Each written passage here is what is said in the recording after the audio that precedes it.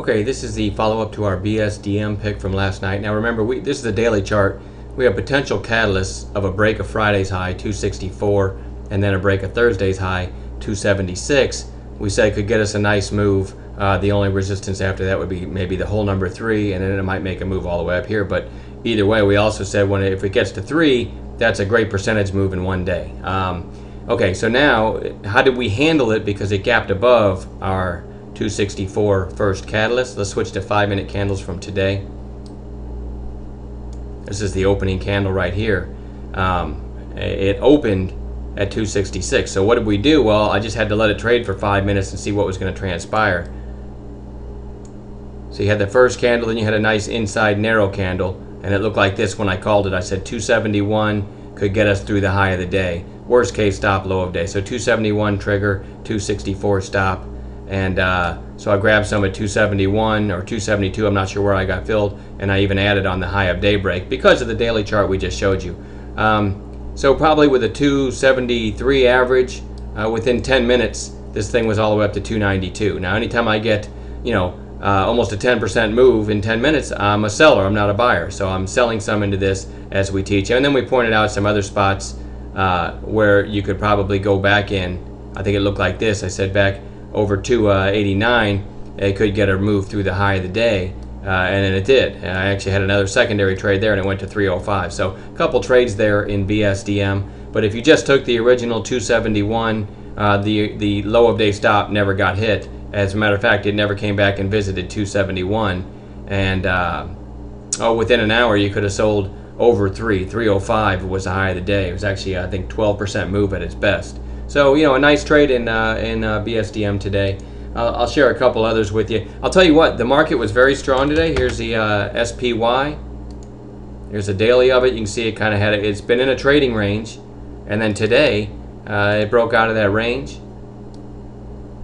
Draw a line here. See how it kind of broke out of that range. Here's the lower end of that range.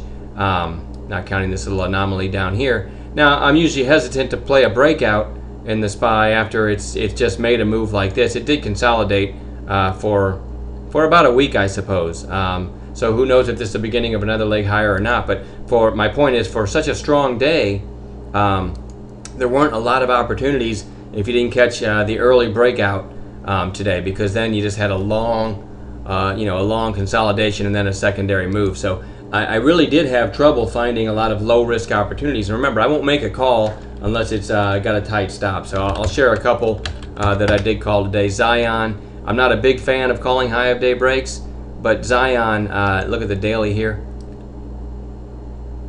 This is what it looked like going into today. It had a pop yesterday to 22.12, and then today you can see a nice secondary sort of a follow through there. But what I liked about it was it put in a long base here. I'm not a big fan of buying high of day breaks, but the early high was 21.61.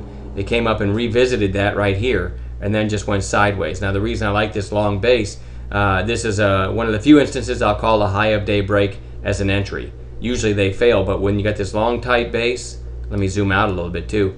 You can see yesterday afternoon's pop, okay? Then today it took out yesterday's kind of secondary bounce quickly, but then sold off. And so I like the fact that it was basing right below that. You knew over today's high you could get a secondary move because of that pop yesterday. So we called it at 21.62 when it looked like this. When it looked like this, 21.62. Worst case stop, give me 1 second. I think the worst case stop I said 21.50. So 12 cents risk, below this base here. Because you have a long, couple hour long battle between bulls and bears. 21.62, we're joining the bulls who are winning. Okay, so if this thing comes back and takes out all this trading to the downside, I don't want to be in it anymore. So 21.62 trigger, and a worst case stop 21.50, 12 cents risk. And as I bring out the rest of today, made it all the way to 22.21 from 21.62 entry without ever hitting our stop. As a matter of fact, about 10-15 minutes later, it never looked back at our entry. So love trades like that.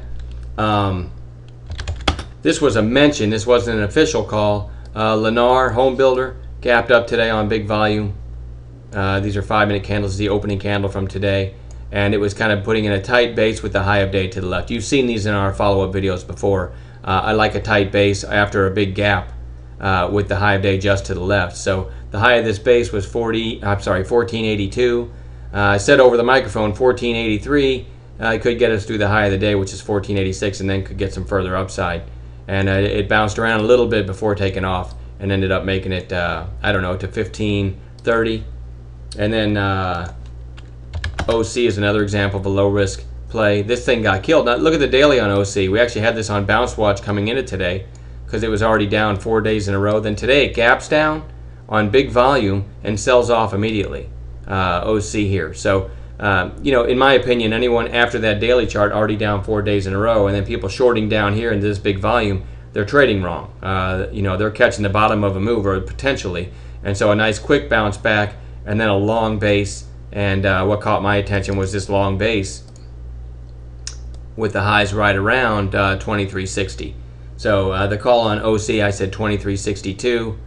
Worst case stop below this base, nice and tight. And you know, not a huge move, but it did make it up to 2384, something like that. And I know that, you know, I'm reaching when I have to find little plays like this, but the market moved sideways for so long today that, you know, I only made a few calls today, and this was one of them. And again, it wasn't huge, but it certainly paid us. So tomorrow afternoon is the Fed announcement, so I expect whippiness after that. So hope to find some trades in the morning.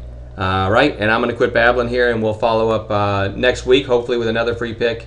And every night we try to do a highlight video on YouTube of the calls from that day. So you know, look for those in between the free picks. All right, have a good night, and we'll talk to you tomorrow.